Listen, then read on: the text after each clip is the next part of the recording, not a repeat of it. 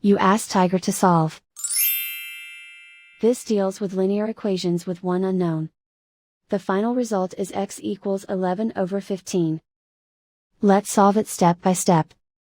Group all constants on the right side of the equation. Add 3 over 5 to both sides. Combine the fractions. Combine the numerators. Reduce the zero numerator. Simplify the arithmetic.